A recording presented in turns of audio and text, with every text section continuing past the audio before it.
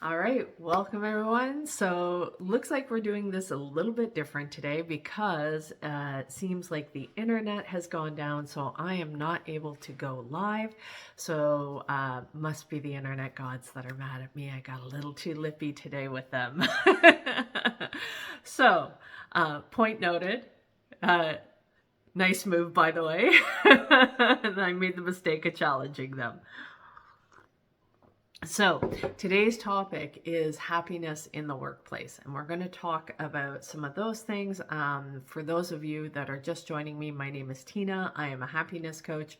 I help business owners with being able to transition from creating that are feeling depression, anxiety, frustration, anger, resentment, ready to throw in the towel with their business, and helping them transition to a happier work environment by doing the inner work themselves. And so I do this. I come on here every day. I share my personal experiences, my strength, my hope, so that you can hopefully take away something from this and apply it to your own personal life.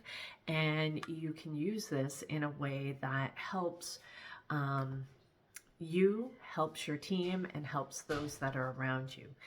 And so today we're talking about bringing happiness in the workplace. And that can be really challenging because I know I've been in environments where if you were joking around too much, you weren't working hard enough. And the thing is some of the best work environments that I've been in were ones where there were social relationships that were allowed to be cultivated within the business, within the team. And these didn't just always, now, some people we socialized with outside of work, some people we didn't.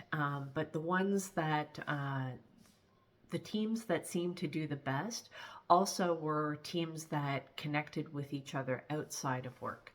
And so we brought a lot of camaraderie into the business, which was good because there were challenges that we faced on a daily basis, and having that feeling like a teammate truly had your back actually made a big difference. It made whatever challenges that we faced on a daily basis much easier to deal with, much easier to cope with.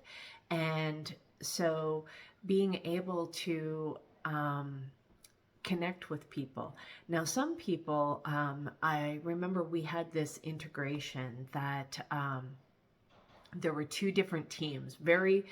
Even though we all worked for the same company, the teams were in different cities. So there was a bit of a different culture vibe that ended up happening. And when we brought these two teams together, some of them were taken aback by our relationships. And I remember, because one of my coworkers, he was a good friend of mine. We talked a lot and we'd joke around. And to me, it was like we fought like brother and sister. And he reminded me very much of my brother. And we'd joke around and we'd give each other digs, and we'd pick at each other all the time. And to us, that was fun. Other people thought that there was some sort of office romance going on, and there was nothing like that. In fact, I used to go visit him and his wife and his kids, and we would talk about stuff. He used to give me drives to work when I had my car in the shop and stuff like that. He was just a really good friend. We had coffee together, and some of this friendship developed over just mutual being able to help each other. He was very good at tech, and he was the one that showed me how to do like VLOOKUPs and pivot tables and some of the stuff that I wasn't familiar with because I just, in the other roles that I had been in, it wasn't a necessary requirement. So him showing me these kind of things was really, really valuable. And in turn, I would often lend him a supportive ear where he wasn't sure of how to interact with some people. His personality type, it got him into trouble a lot. People didn't always agree with him or how he dealt with things. He was very direct and abrupt sometimes. times. And so I would kind of give him a softer way of how to approach it so that he could get the results that he was looking for. And oftentimes we would talk about different things that were outside of work. And so days where I would see that he was frustrated and struggling with different things, that I would see, it's like, I would ask him, what's wrong? Are you okay? Let's go have a coffee. And he would talk about different things. Maybe it was an argument with his wife or his family members, or worried about his kid's health. One of his children was sick and was going through some health challenges. These are all different things that a lot of times people don't talk about, but it's really that human side of what goes on. It's not just the work that you do on a daily basis. It's the other things that matter a lot, and being able to treat each other like human beings and know that there is a personal life, and those personal lives, like, that old BS of just leave your personal life at the door. This is business and we focus on business here. And it's like, well, no, these are human beings here. And really bringing somebody into your organization and creating an environment where they are treated like a healthy family. Because I know I've been in companies where they talk about, oh, you're like one of the family. And I'm like, great, thanks for your dysfunctional, toxic family dynamics. I had enough of my own that I had to escape from. So making sure that if you are bringing somebody into a family environment and you want your company to be like a family, make sure it's a healthy one. Make sure that you guys have done some inner work, that you are self-aware, you are offering an emotionally stable environment for people to flourish and grow, just like you would want for one of your children, that you would want the best for them, and that you would extend to your team as well. And so this environment, it all stemmed with, we had a really good leader. We were a team of assistant managers, and sorry, just got cat hair. One of the cats was up on my lap today. So we would have we had a manager that we reported into, and she was amazing. And she was like very much a mama bear kind of leader. And if anybody came after one of hers, she would go after them. She would let them know in no uncertain terms that we are protected, that we had to be spoken to with respect and treated respectfully. Didn't mean that we got unfair treatment, but we definitely were protected, because let me tell you, if we did something wrong, we would also get it from that end. So there was a healthy form of fear, not so much fear, more a respect of making sure that we were well protected. And that was always a good feeling, of feeling like she had our back. And therefore, because she set that tone, she set that leadership style, we had hers.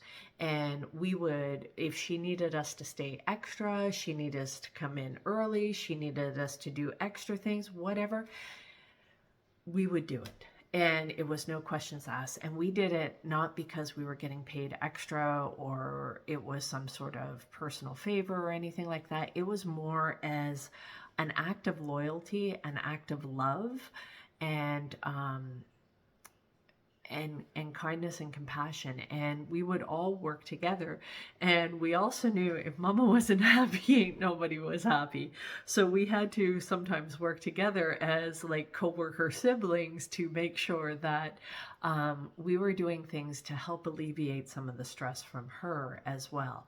And it was just a good reciprocal give and take kind of energy. It wasn't you will do exactly what I say because I'm the lead kind of thing. And we saw a lot of other leaders within the company that ran their departments very much like that. And ours was run much more family oriented. And it was funny because even within the company, there were different ways of operating just because of people's different styles. Now, we had a lot of fun, but we also got a lot of success.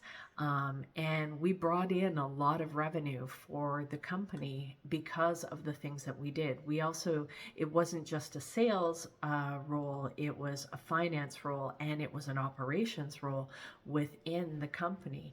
And we worked with a lot of different departments. We met, we felt like we had guidance and leadership, and it was okay for us to make mistakes.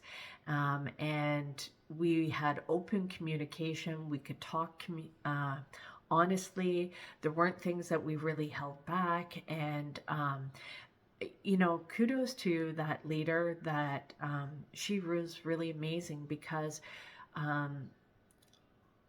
even if it wasn't good news, even if it was harsh news, she was able to take that stuff in stride. She was able to take negative feedback. She was able to take criticism, and she was able to not take that personally and look at ways of how do we improve this for the team? How do we do things differently? And how do we get better? And how do we get the results faster? And those were all really admirable qualities, and all of us really embraced those.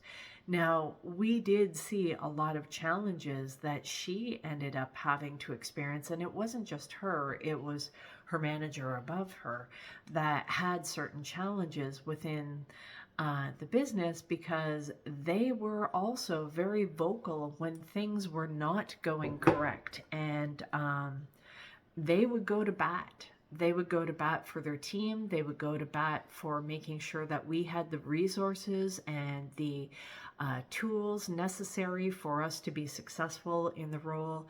And we had regular communication that was supportive, that was productive, that helped guide us in the right direction. And those meetings were fun. They weren't stick in the mud kind of meetings. They were they allowed each of us to be who we were, and we all had very different personalities. So that was a very healthy dynamic to be part of that organization and to be part of those teams, because that gave me a good example of what to follow. So you always want to be that example that people willingly follow, that they're not following because they feel forced to, that they are, well, if I don't do this, I'm going to get in trouble. We willingly followed the lead of our leaders because we saw that they worked just as hard as we did, and maybe on different things, but the stuff that they gave us was always stretch exercises to help us grow, to help us flourish. They didn't hold on to things themselves. And when they handed things over, it wasn't because they couldn't do those tasks. It was because they could do those tasks, but there were things that were now more important. So whenever we were taking on things from them, it always felt like we were helping them out, right? There was never a, you should do this because I told you and I'm the leader. They never talked down to us in that kind of manner. They always treated us with respect, and that treated us like we were helping them out, because really that is the truth. Think about it. Whenever you go to hire somebody for your company, the only reason you're hiring somebody is you are solving a problem. And that is usually you need more time and you don't have time for these particular tasks. And there are things that are much more important that you need to be focusing on as a business owner. And so when you hire a team, I want you to always keep in mind the gratitude that you feel that, oh, finally, I've got somebody that's coming on board that's going to take all of these headaches off of my plate. And rather than operating from a place of expectation of, you're here to serve me kind of thing. And it's like, no, they're here to serve you and help your business grow. And when you have that shift in perspective, that mindset, I can promise you, you are going to be a much happier boss. Instead of looking at them from a critical point of view of they're not doing it like you do it. They're not doing it how you do it. They don't have the energy, the drive, they're not A players like you. Of course not, because if they were, they'd be running their own company. They wouldn't need you. They would be doing their own thing. But they chose to devote their life, their time, something they can never get back, even though they're exchanging it for money that you are paying them, whether it's in commissions or salary or whatever it is that you have them doing. Always come from that original perspective of this is somebody, they're not doing you you're not doing them a favor, they are doing you a favor. And when you operate from that mindset, I can promise you they are going to feel that different energy. They're going to feel much more valued. They are going to feel much more respected, rather than, hey, you're not meeting your KPIs and you're disposable to me. When you come from that mindset, that energy, people are going to feel that, and it's going to cause them to contract their energy. They're going to go much more. They may operate, they may perform the job, but they are only going to do enough to keep them out of trouble, rather than having a relaxed, expansive, open, loving energy where they feel valued, where they feel like they belong, that they contribute, that their contribution to the company, even if that is the lowest position on the totem pole, is something of value, and that you honor and recognize it, because every person within your organization should only be there because they are adding value. They are solving problems for you that that you don't have time for, that it is not your best return on your time invested to operate and do those kind of tasks. So operating from that place of gratitude is going to give you much more happiness. It is going to give your team members much more happiness. And happy people are so much more productive. They're so much more creative. They will offer solutions. They will offer insight, especially if you offer an environment where they can communicate openly, where they're not made to feel stupid, they're not criticized, they're not belittled, they're not talked down to, that they fit in with the culture, and there's space for everybody, not just the people that act and operate like us. So I know for us on our team, like I said, we had different dynamics, and we had different culture backgrounds, and there was some good-natured ribbing about those kind of things, and and it's like, you know, whether that was and I don't want to get into it because some people may find it offensive, but I know for us, we felt comfortable. We would joke, whether that was a different ethnic background. I'm very white, I'm very pale, ghost-like, and you know, there's different things that people bring to the culture, but it was all done with love, not with any animosity or hatred or any of those kind of things. And there were some of us that were much more outgoing, much more extroverted, some of us that were much more introverted, more analytical.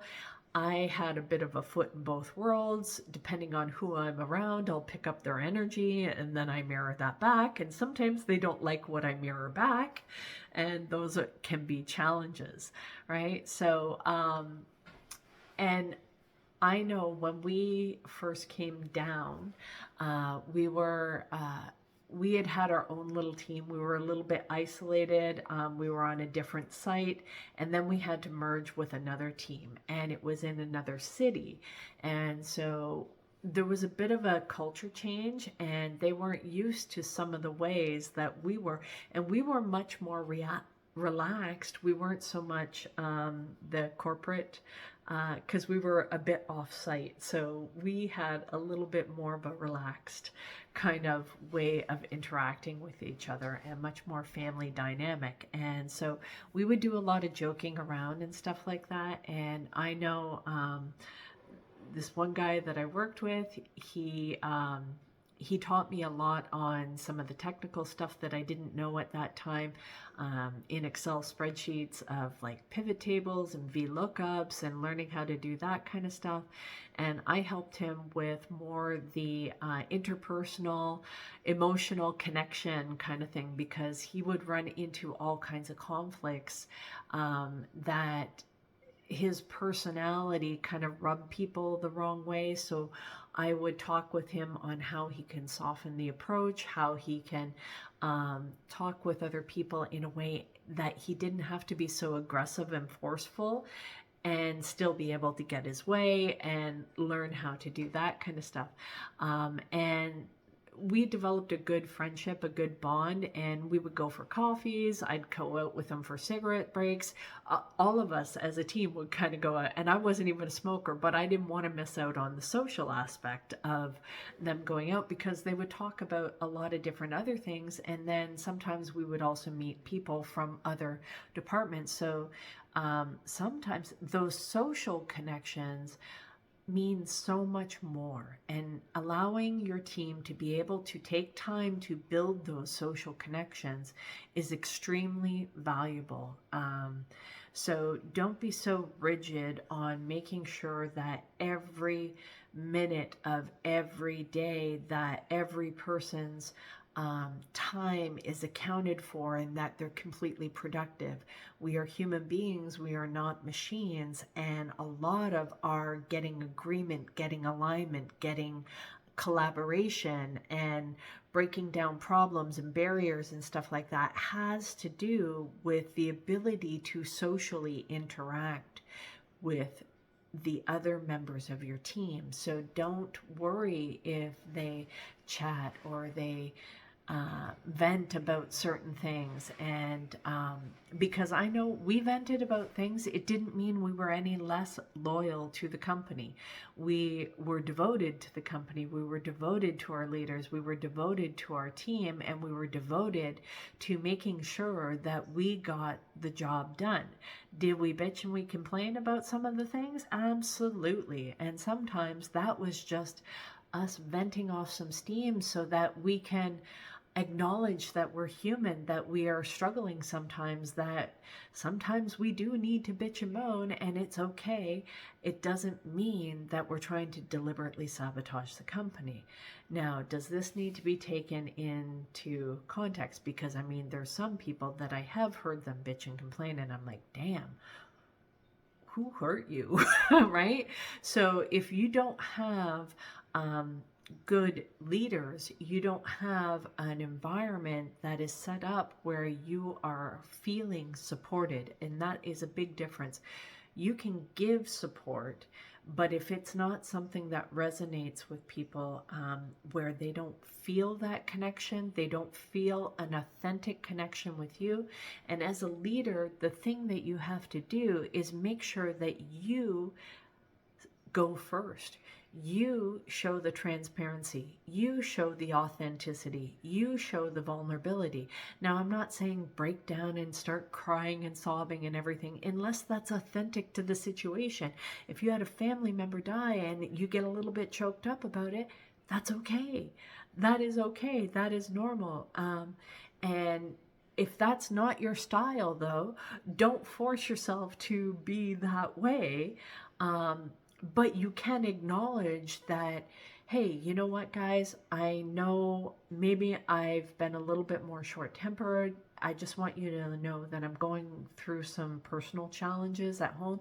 I really don't want to get into the details, but I just wanted to make you aware so that if I'm not being my best self, I'm not using it as an excuse, but you know, these are some things that I'm dealing with, and I just wanted to make you aware in case you think that it's something personal. It's not, because I think you guys are great, that you're doing a great job, whatever it is, right? So just so that somebody knows where you're at, and ask for what it is that you need. Do you need some extra time? Do you need some more quiet time? Do you need them to go talk to the manager instead of normally coming to you? Do you need them to work together to solve the problem and bring a possible solution, something that you could just say yes or no to, that you maybe don't have the time to do the brainstorming that you would normally do, or whatever it is that you're asking for. Make sure you're clear with your communication about what it is that you need. And if you're not in touch with your own emotions, this is going to be a challenge for you to be able to openly communicate that. It's like, well, how do I do that, Tina? Like, how do I open up with my team when I don't want them to be afraid? I don't want them to think that I'm weak, that I can't lead, that I'm not strong enough. How do I do this in a way that gives them that safety, that security, and allows me to feel safe and secure? Because if you're not used to doing that, I can promise you that's going to feel pretty threatening to open up and express what's going on with you emotionally. But giving your team members some sort of insight as to what's going on with you and what it is that you need, so that they have the opportunity to give to you, to show you that they've got your back, and it's not just you having their back. And so this becomes a much more reciprocal relationship that you have with the team, the people around you, and they can now step up and help you. And you might actually be surprised by the amount that they're willing to step up and be there for you and have your back. Now, this all depends on how much you've invested into the emotional bank account with them. Now, if you haven't done stuff, that could end up being a challenge. So make sure that you've put a lot of deposits in that account before you try to make that withdrawal. Because I've seen some managers, they don't feel like they have time to talk to the little people, that I've seen them physically walk the long way around just so that they don't have to say good morning to the average people. But they would go out of their way to make sure that the guy that was higher up, that they could run over and, say good morning and be super friendly and talkative and social with them, but they had zero time for their team. And if you think that your team doesn't notice that, I can promise you that they do. And it does affect them emotionally, and it does affect their productivity, and it does affect their willingness to freely give to the organization. Now, of course, they're still going to do their job. They've been hired for a role. They're professionals, but you're not going to get that extra. And you don't know that you're not getting that extra, because if you haven't invested into them in that way, they are not going to open up to you in a way that you're not seeing as possible.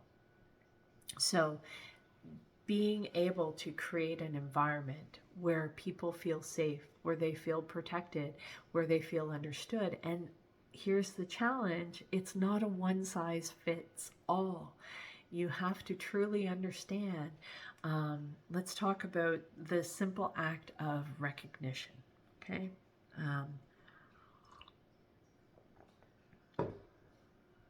Different people need different things to be recognized. And it's kind of like along the lines of the 5 love languages, right? Some people like the gifts. Some people like the words of affirmation. Other people, if you let them shine in the spotlight, that's what they like. It's like, yeah, look at me, I got the trophy, I'm number one. They're challenge oriented and they like that.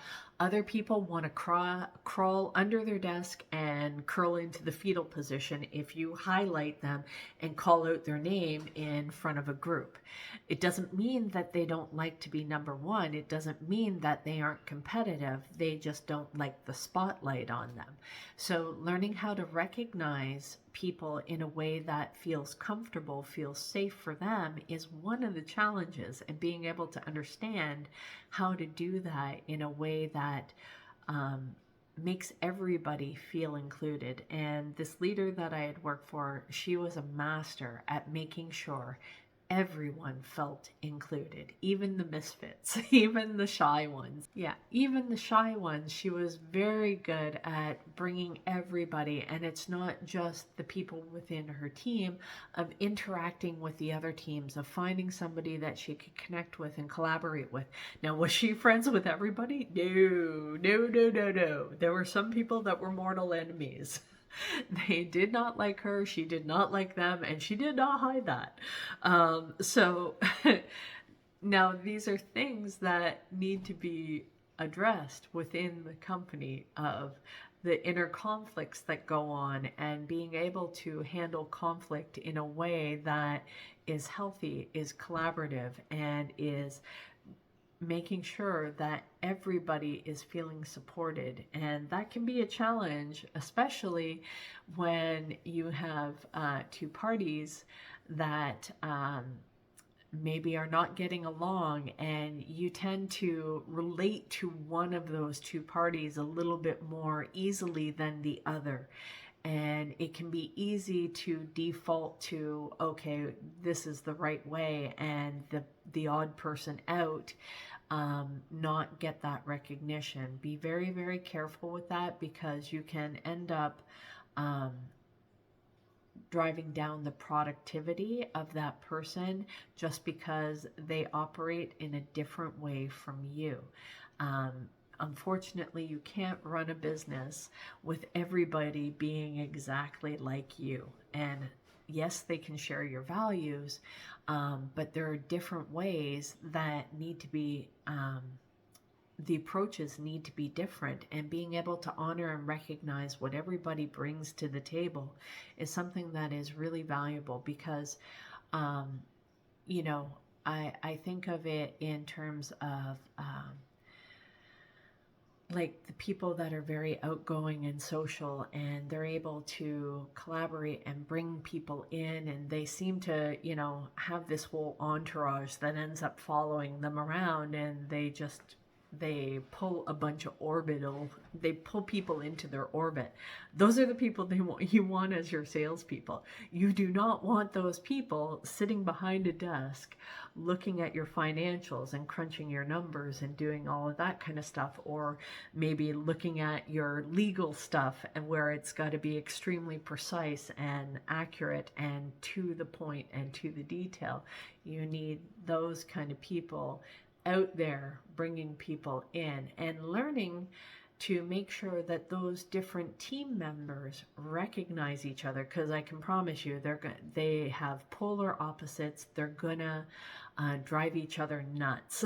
So learning how to bring those teams together and collaborate so that there's enough room, that there's enough space for everybody, is going to make everybody much happier in your work environment. And as a business owner, being able to create that kind of environment, because you are self-aware, because you have done the inner work, and you can recognize the early warning signs, and you're not fazed by anybody else's emotions, and you yourself are able to manage your own emotions. Not that you're denying them, not that you're suppressing them, but you're able to recognize them. You're able to shift through them in a way that's healthy and productive.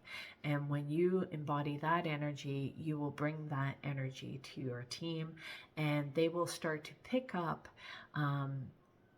all of these things just by being in your presence, being around you, seeing how you operate. They will pick up the cues, because I can promise you, as human beings, we will do what others do rather than doing what they say or what they tell us to do. So it's important that we look at those kind of things with ourselves.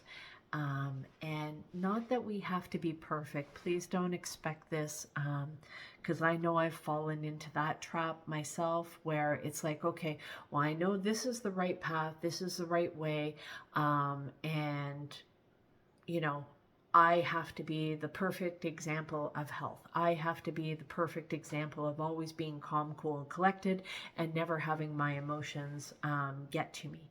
And so we know that these are the ideals, but we strive. Um, it's progress, not perfection. It's not trying to, we strive for excellence. We don't try to be perfect. Um, that being said, you can bring a lot of support and safety by allowing your team to see your less than perfect sides. That it allows them to be able to step up and help you. It allows them to see that they don't have to be perfect, because if they only see your perfect polished side, then they are going to think, well, in order for me to be successful, I have to be polished and perfect. But if they don't have those same tools that you do on being able to do that inner work, what will happen is they're going to hide, they're going to suppress, they're going to push their emotions underground, they're going to hide their mistakes, they're not going to be open about them, because, and not because you told them that they had to be perfect. You're like, well, I never told them they had to be perfect. I make mistakes all the time. Why don't they see it?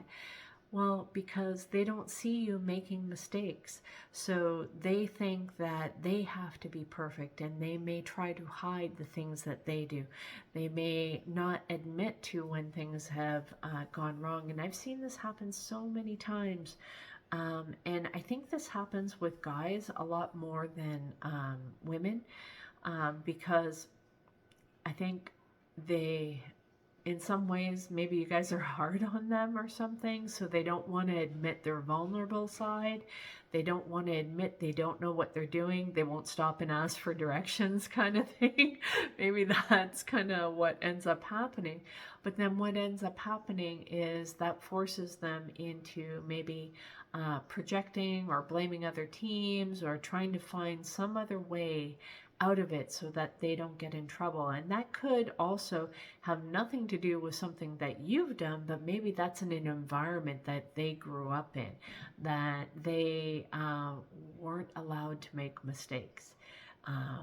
And or they were highly criticized or verbally abused or put down or belittled. And there was no tolerance for a whole progress, not perfection kind of thing. And I promise you, if your team is not afraid to make mistakes, you're going to see a lot more success, because they're going to get out there, they're going to try harder, they're going to not doubt themselves, they're not going to get stuck in overthinking and procrastination, because they know it's okay to make mistakes, as long as they're able to come and talk about those kind of things. That is what makes the difference.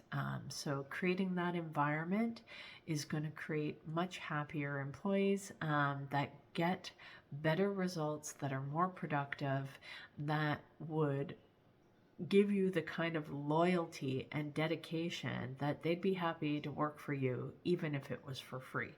And so that's the kind of culture, that's the kind of environment.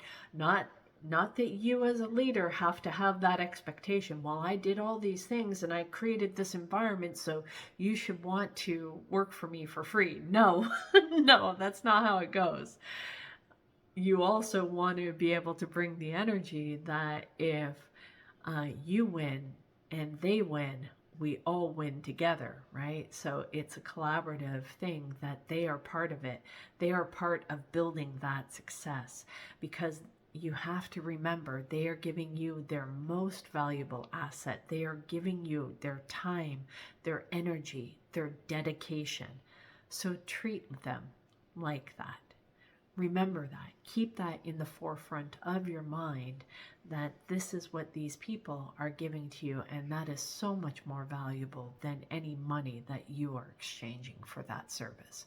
So, guys, I hope that you found this valuable. I had to do this on the video recording, and now I get to see if I learned anything from the editing videos that I was watching earlier today. And I have to stitch these two together because the first half of the video cut off, and yeah. So, and my internet went out, but I still pushed through, and I will be uploading these tomorrow on my YouTube channel, and then I'll post on TikTok and Facebook and Instagram, and Threads and X. Yeah, so I just started posting on X today. So you can find me as Coach Tina B 125 on all of those platforms, and except for Facebook, I'm just under Tina Balmer. You can find me there, and yeah, I will see you again tomorrow, and hopefully I'll be a little less lippy, a little bit more grateful, so that the internet gods are nice to me tomorrow. All right, take care, guys. Have a great night. Bye.